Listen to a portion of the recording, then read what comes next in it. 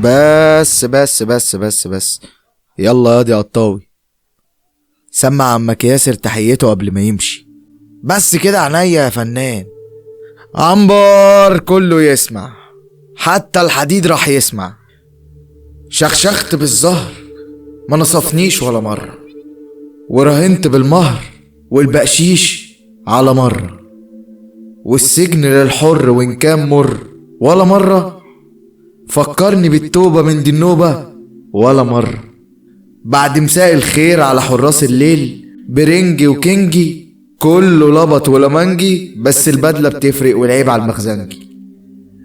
الأولى للنبي، والتانية يا أيوب، والتالتة غربتي، والرابعة المكتوب، والخامسة اللي افترى حتما يبات مغلوب. الأولى يا نبي يا محرر الإنسان، يا بلسم المبتلى يا نجدة الغلبان. كرمت صنف البشر عن طائفة الحيوان، ورفعت سيف الهدى عالي على الطغيان. وزعقت يا أمتي في سائر الأزمان، الظلم يوم لو حكم والحق يوم لو هان. يحرم عليك المطر والفي والعمران، تسرح بعورك عطش في الزرع والإنسان. ويجر فيك الحنش وتحوم الغربان، ترمي الخراب على الجبل والسهل والوديان. والنور يغور من السما وجه القمر ما يبان، والشوف يضيع في العمى والضلمة والأحزان. والخوف يتيح في البشر من قسوة السجان، الناس تخاف بعضها وتخوف السلطان. شوف الواد يا عم ياسر بيتعامل كأنه شاعر زمانه، وهو اصلا سارق الكلام. ايه ده؟ معقول؟ والله ده مش كلامه طبعا، ده حافظه، ده كلام استاذ احمد فؤاد نجم. معقول؟ والله زي ما بقولك، معرفش الواد ده جابه منين اساسا. اللي بقولك يا فنان، قولي انت راجل متعلم، ايه اللي جابك هنا؟ ويعني معلش يعني انت لا شكلنا هنا ولا شبهنا، بس جيت بشكل يعني مخلي الناس كلها خايفة منك. يعني لو ما فيهاش اساءة ادب، انت عارف انا خارج بكرة، بس انا كنت عايز اعرف يعني. عادي يا عم ياسر، بس قبل ما انا احكي لك يعني انا هقول لك كلمتين. انت خارج بكرة، انا مش عايز اشوفك هنا تاني. حافظ على حياتك. قال هو انت صحيح كنت جاي في ايه يا عم ياسر؟ انت راجل طيب. انا مشكلتي يا ابني في سؤالك والجملة اللي بعد سؤالك. انا اللي جابني هنا اني راجل طيب، كنت شغال في مصنع امين مخازن، والناس اللي فوقيا الله يسامحهم، ما اظنش ربنا هيسامحهم. مش المفروض يا فنان ان ربنا ما بيسامحش في حق العباد؟ اكيد ربنا اسمه العدل وما بيسامحش ابدا في حق العباد يا عم ياسر، وانا كمان مش هسامح في حقي.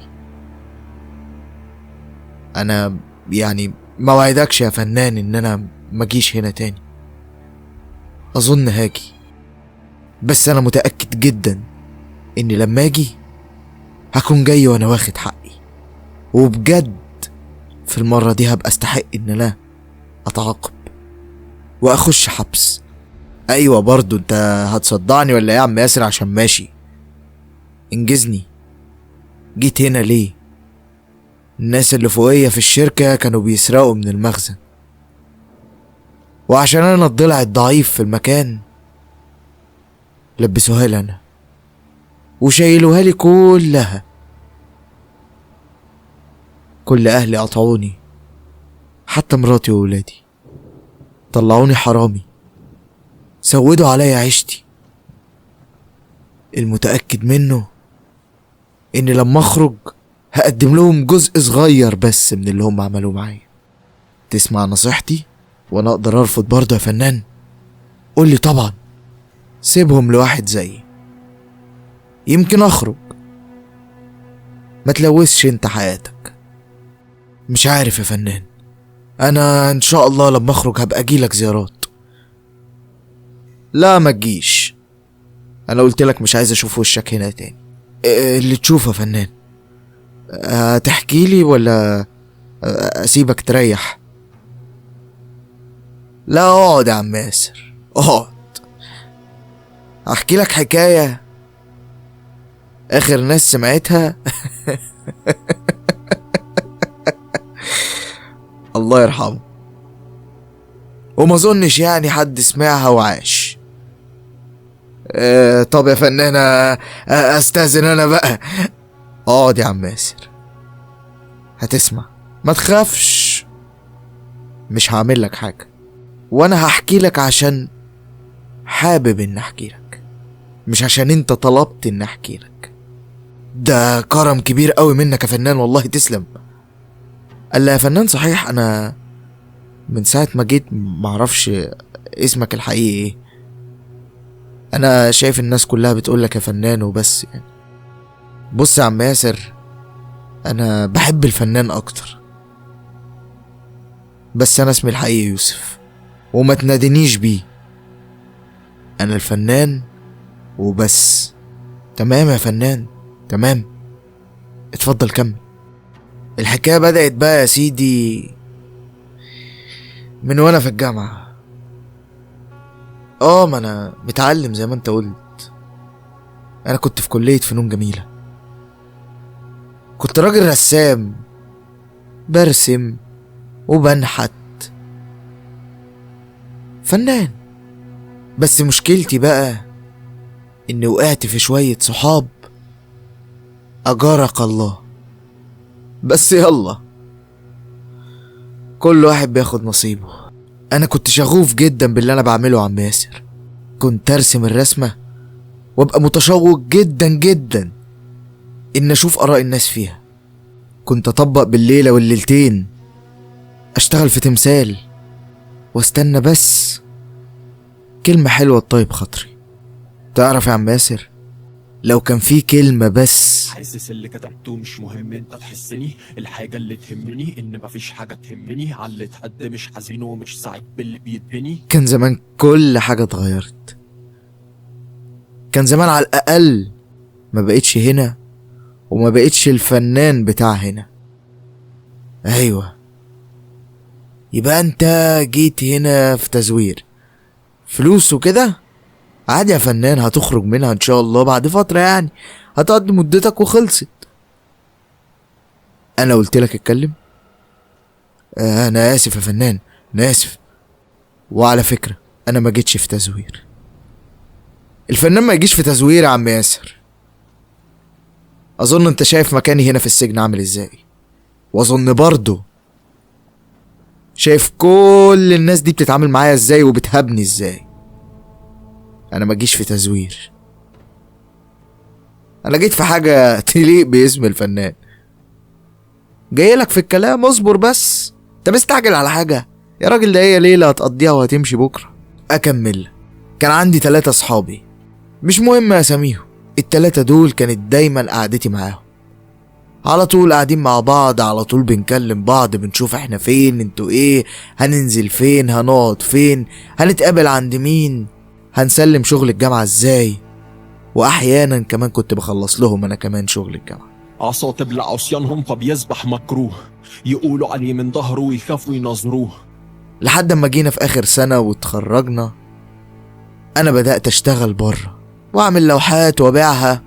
بس انا كان فيا عادة كده، كنت كل ما اعمل حاجة كان بيبقى ليها حكاية او قصة مبررة للحاجة دي.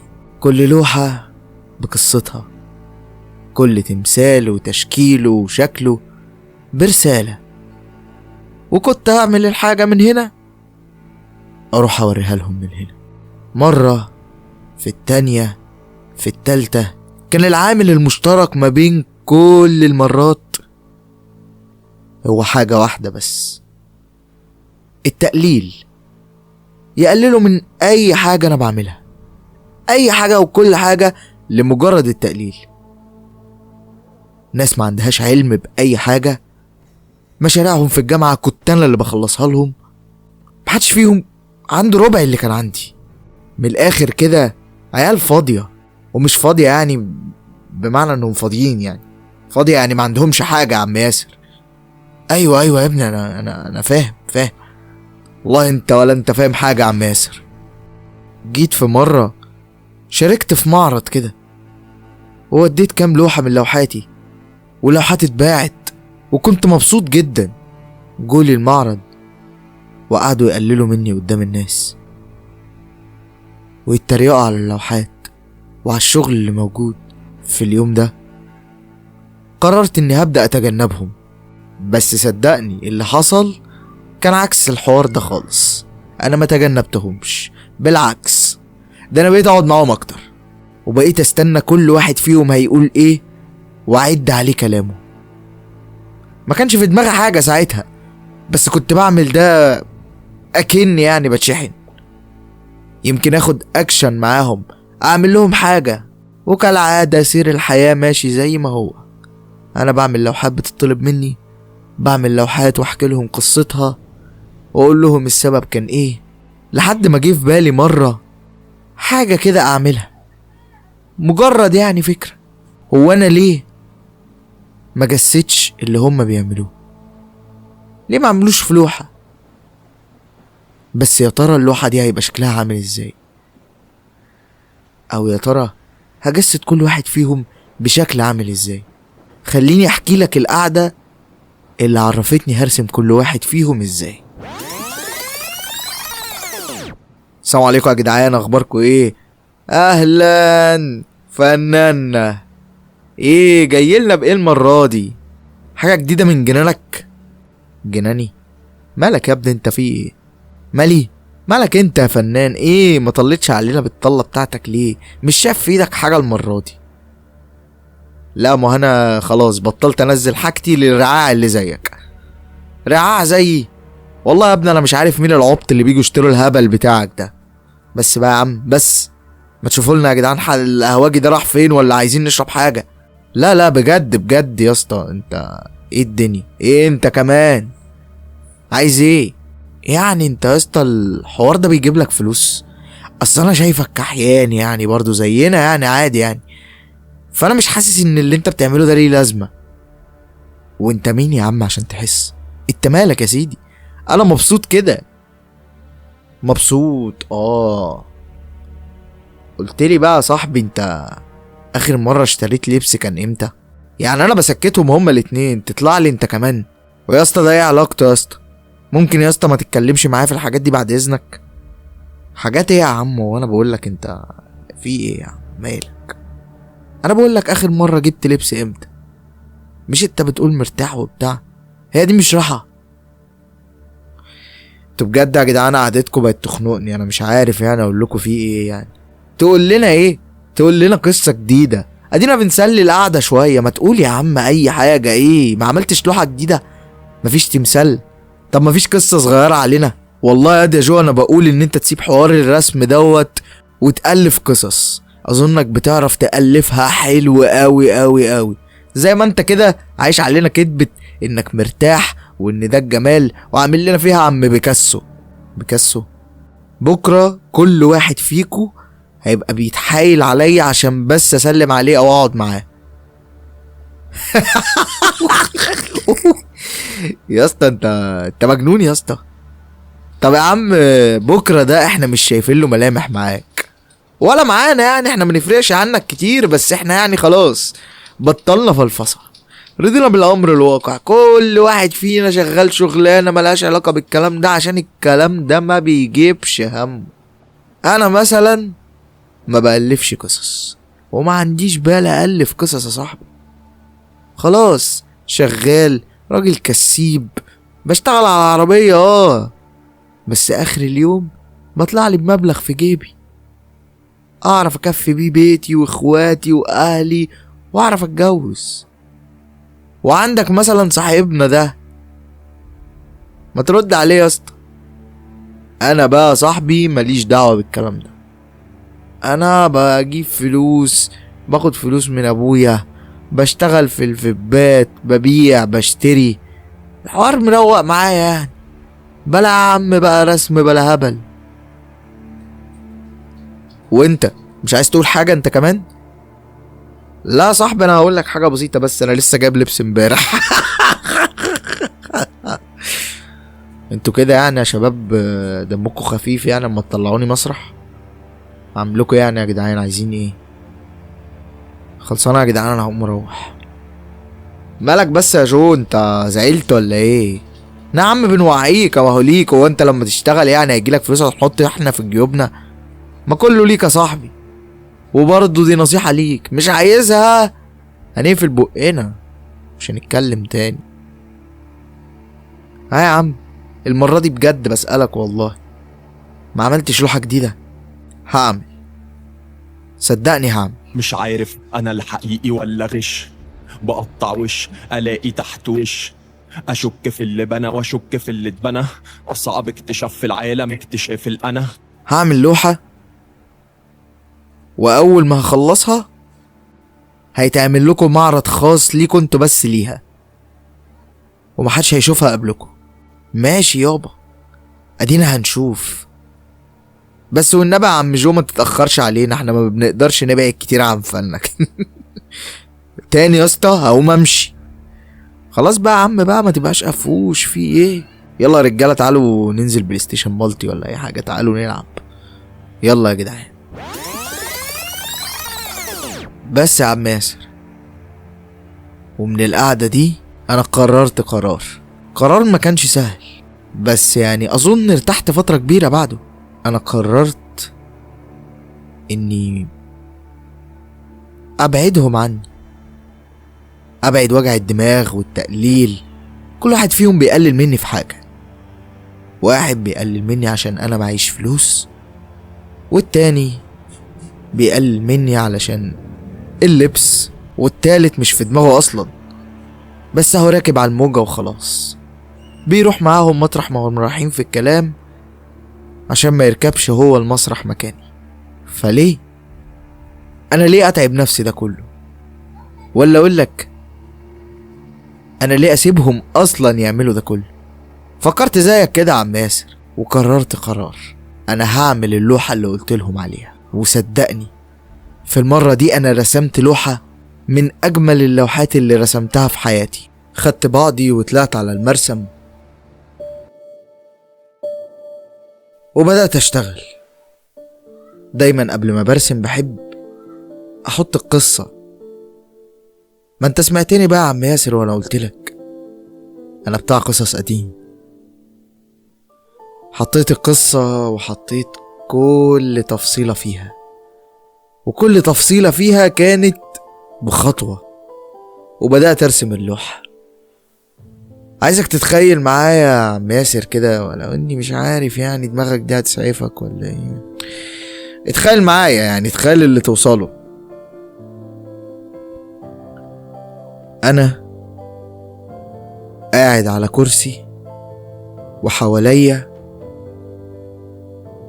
3 تماثيل قاعدين في أوضة ضلمة ومتسلط أضواء على وشوشنا، وأنا كنت شيك جدا، واخد وضعي ولابس بدلة وقاعد على كرسي شيك جدا جدا جدا جلد اللي بيبقى في المكاتب الغالية ده، وحواليا زي ما قلتلك 3 تماثيل. طب لا مؤاخذة يا فنان، ال3 تماثيل مالهم يعني؟ انا مش عارف، ممكن بس توضح لي اكتر يعني، انا عايز ابقى فاهم يعني ايه علاقة ال3 تماثيل بيك وانت قاعد واخد وضعك؟ مش قلتلك انت مش دماغك مش لا يعني. ماشي اشرح لك. ماشي بص، انا كنت قاعد وبقولك واخد مكانتي واخد وضعي، وحواليا 3 تماثيل. ركز كده وشغل مخك يا عم ياسر.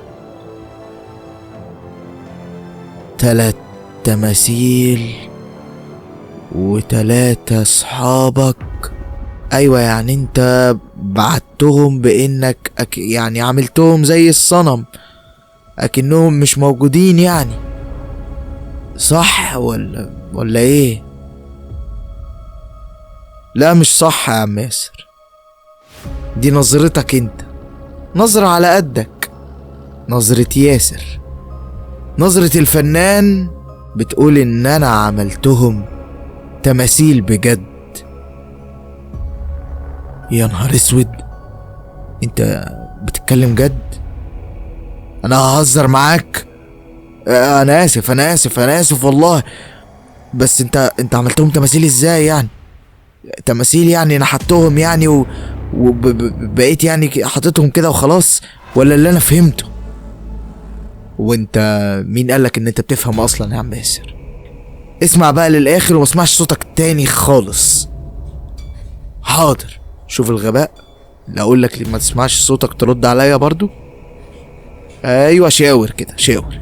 انا رسمت اللوحة فعلا، رسمتها زي ما انا قلت لك بالظبط.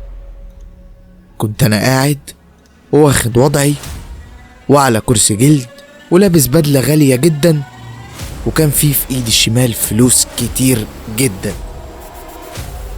وهما ورايا في مكان يبان ضلمة في الأوضة. 3 تماثيل حطيتها في المرسم، وفضيت البيت اليوم ده وخليت فيه أدوات هحتاجها لما يجوا. افتكر يا عم ياسر ان انا قلت لهم ان هيبقى فيه معرض خاص بيهم للوحة بتاعتي، وبالفعل كلمت واحد منهم وقلت له يعمل مكالمة جماعية ويدخلني مع الشباب، عشان في خبر مهم انا محتاج انا اقوله لهم بنفسي. وبالفعل كلمته وقلت لهم بالظبط كده: يا شباب مساء الفل، عاملين ايه؟ طبعا كان في تريقة ورد عبيط كالعادة: لا يا شباب والنبي، انا بس ايه النهاردة انا مش فاضي وعايزكم في كلمتين كده. انا النهاردة عامل لكم حفلة خاصة في بيتي، انا جايب اكل وبتاع وعامل حسابكم في عصاير وليلة عشان المعرض اللي انا قلت لكم عليه. انا هعرض لكم اللوحة اللي انا خلصتها ليكوا انتوا، بس انا عايز اسمع رأيكم فيها بالاخص، فهستناكم النهاردة ان شاء الله الساعة 8. مش عايز حد يتأخر يا جدعان والنبي، عشان اللي هيتأخر يعني ما اعرفش التاني ممكن ياكل منابه، ممكن ما يتبقلوش حاجة، فتعالوا على طول. والشباب أمنت. قعدت في البيت لحد ما الساعة 8 جت وبدأوا يهلوا، كل واحد فيهم جاي وعايز بقى يشوف هيطلعني على المسرح ازاي. بس اللي ما يعرفوهوش ال3 ان النهاردة المسرح مسرحي وانا اللي هطلعهم عليه. وصلوا هم ال3 وحطت لهم الاكل وبدأوا ياكلوا ويشربوا عادي بقى، اكلتهم الاخيرة. كانوا بياكلوا بشراهة وكأن عارفين فعلا ان دي الاكلة الاخيرة. كنت باصص لهم بشفقة وفي نفس الوقت بنظرة انتصار محدش كان فاهمها غيري. سبتهم ياكلوا وقلت لهم: طيب يا شباب انا هخش اجيب لكم شوية عصير كده كنت محضرهم. ما كانوش فاضيين انهم يردوا عليا اساسا. دخلت المطبخ وطلعت العصير وقلت بس هو ده اللي فيه الشفا، ده اللي هيجيب من الاخر. ورحت داخل لهم بالعصير وفي ايدي كوبايتي وبدأت اشرب واقول لهم: جربوا يا جماعة العصير ده، على فكرة العصير ده مستورد ونوع غالي، ما استخسرتش اهو يا باشا. حبيبي انت طول عمرك ابو واجب. مش صح يا شباب؟ انا دايما بقول لكم ان جو ده والله راجل فنان وهيبقى حاجة كبيرة قوي قوي قوي، بس انت كل مرة يا فنان ابقى عامل لنا العرض ده في البيت زي ما انت عملت كده. اكيد على مهلك، بس لحسن تشرق على مهلك. ما انت جايب اكل حلو قوي الصراحة. الف انا يا صاحبي. اشرب العصير اشرب. طب يا شباب وانتوا بتاكلوا كده هخش اجيب اللوحة من جوه وهجيلكم. هنصب بس كده المسند بتاعها، او يعني انتوا مش هتفهموا حاجة، يعني هحطها على حاجة تقف كده قدامكم يعني. ورحت دخلت اوضة المرسم، عجنت عجنة كده انا هحتاجها كمان شوية. جبت اللوحة وغطيتها ودخلت لهم بيها هي والستند. حطيت الستاند قدامهم وحطيت عليه اللوحة وكانوا بياكلوا. بدأت اتأكد ان كل واحد خلص العصير بتاعه. ها يا شباب جاهزين؟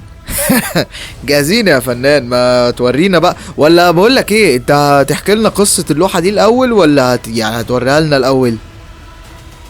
لا ما تقلقش، المرة دي هتشوفوها الاول وبعد كده هحكي لكم قصتها، لان المرة دي غير ومختلفة تماما.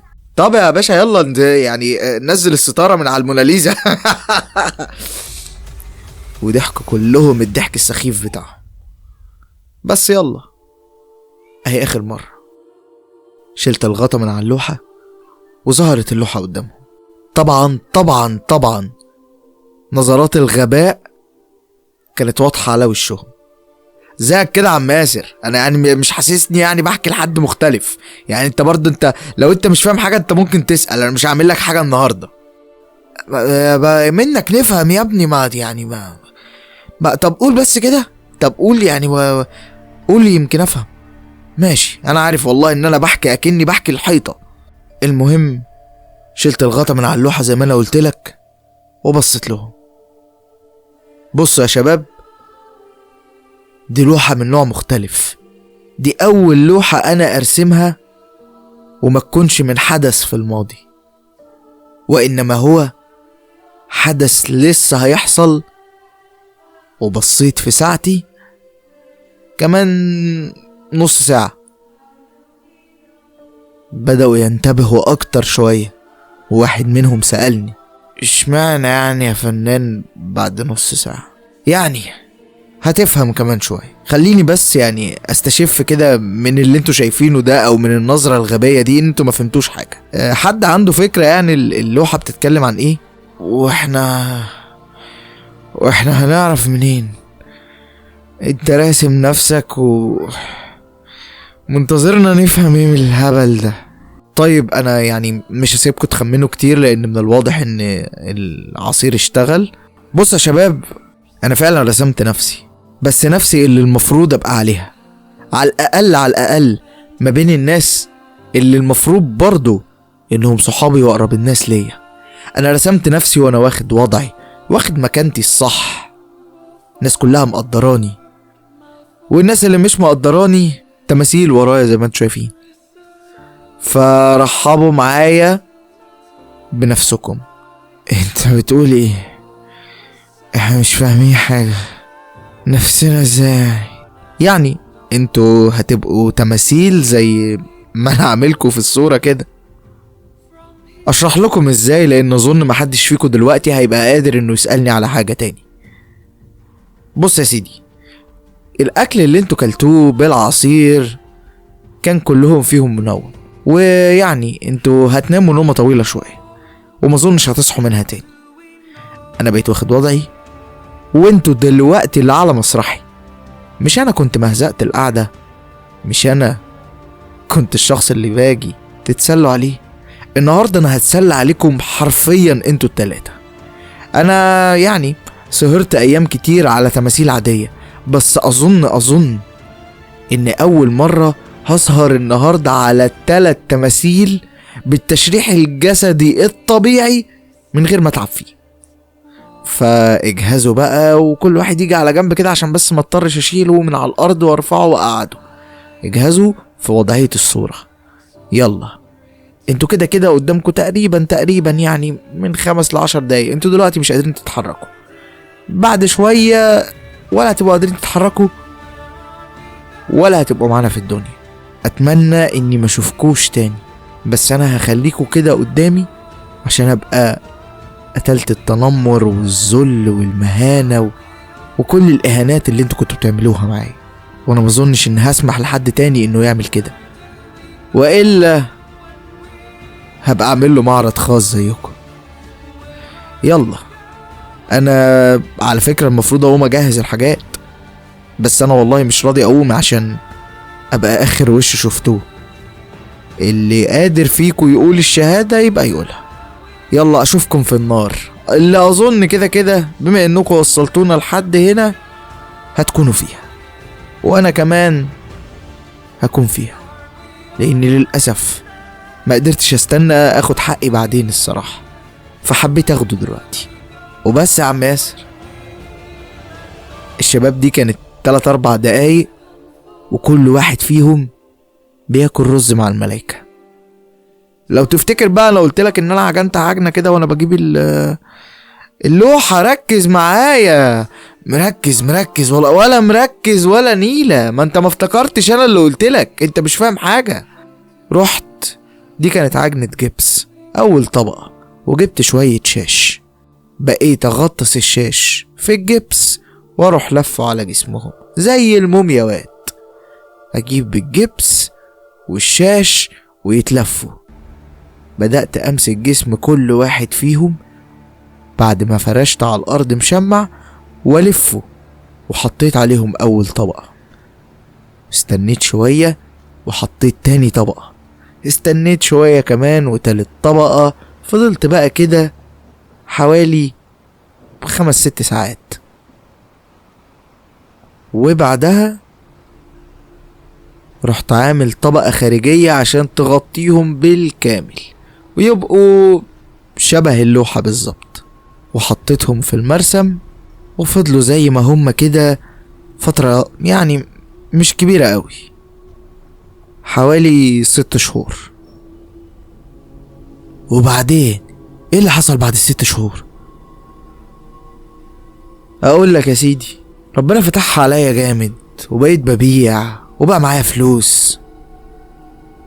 وبعد ما بقى معايا فلوس قررت اغبى قرار كان ممكن اخده، القرار اللي خلاني قاعد بحكي لك النهارده يا عم ياسر. انا قررت اني انقل في الدور اللي فوقيه وافتح شقتين على بعض. وبعدين ايه اللي حصل؟ مفيش يا سيدي، البواب الغبي قلت له يطلع الحاجات اللي انا قايل له عليها بس، قرر يتجدعن معايا. وانت عارف الجدعنة اليومين دول مش ببلاش، كان بيتجدعن اكيد عشان ياخد فلوس اكتر، بس ما يفهمش الغبي انه قطع عيشه وقطع الفلوس اللي كنت بديها له برميتي هنا دي. قرر انه يشيل تمثال من ال3 تماثيل، او تحديدا يعني واحد منهم. وهو شايله طبعا كان تقيل عليه، بس هو عمل لي فيها عم الغضنفر وانا ما شفتوش. خرجت من الشقة وشفته كسر حتة من تحت من عند رجلين التمثال، بس يعني قلت انها ما بانش منها حاجة. قلت له يسيب التمثال وينزل وانا هبقى اجيب حد يطلعه، وبالفعل هو سابه. بس للأسف وقعت الشاطر ب1000. هو نزل من هنا وبعدها بمفيش ربع ساعة ولقيت البوليس عندي. الحتة اللي اتكسرت كانت مبينة حاجات تحتها، وهو مصبرش عليا كتير ولا بين انه شاف حاجة، وزنق التمثال في الطرقة جنب الحيطة وما بانش فيه حاجة، وراح طلب لي البوليس الغبي. لا لا لا, لا ملوش حق، مش كده يا عم ياسر؟ ايوه كده صح. البوليس جه طبعا وكسروا التماثيل، التحف بتاعتي كسروها، ويعني حرزوا بقى كل الحاجات. انا اصلا برضو حبيت الموضوع يا عم ياسر، انا بقيت بقى اعمل قطط، بقيت اعمل كلاب، كل الحاجات دي كلها اصلها يعني صراحة بتطلع احلى بكتير من لما انا ابقى بلحتهم، انا بيطلعوا على طبيعتهم يا عم ياسر. ايوه يا فنان، ايوه انا فاهم. وبس بقيت قاعد هنا بحكي لك اخر قصة لاخر حاجة انا عملتها، واظن دي اخر حكاية تسمعها مني. يعني مش عارف افضل هنا ولا يودوني في حتة، انا يعني ما اظنش الحكم بتاعي هياخد وقت كتير. المهم انا مش عايز اشوف وشك هنا تاني ولا عايزك ترجع هنا تاني. خد بالك انا مش سايق جنان على الناس هنا، انا بتعامل عادي لان انا شايف ان كل اللي عملته كان عادي. انا كنت رد فعل، هما كانوا الفعل، مش هما كانوا مسؤولين عن اللي عملوه. محدش فيهم يسألني اطلاقا عن رد فعلي كان عامل ازاي. وبس قوم بقى يا عم انت عشان انت صدعتني.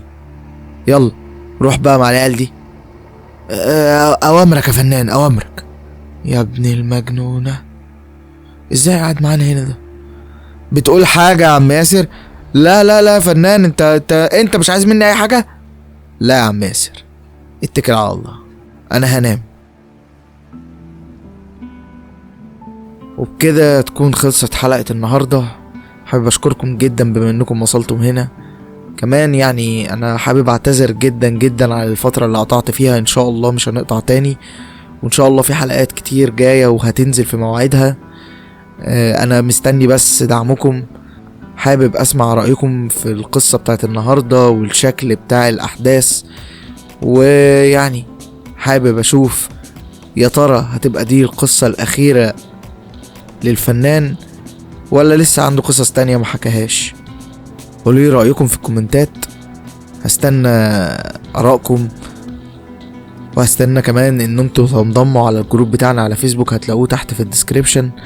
كمان ما تنسوش بقى تعملوا لايك لو القصة عجبتكم، وتعملوا شير لحد تاني يسمعها معاكم. بالمناسبة قصة النهاردة هي من كتابتي. اتمنى كمان اشوف آرائكم في كتاباتي، ايه يعني اكمل زي ده ولا نعمل قصص تانية ولا عايزين قصص حقيقية. انتظرونا ان شاء الله نازلين في المواعيد. كنت انا معاكم احمد عصام، ان شاء الله نتقابل في حلقات كتير جاية. تصبحوا على خير.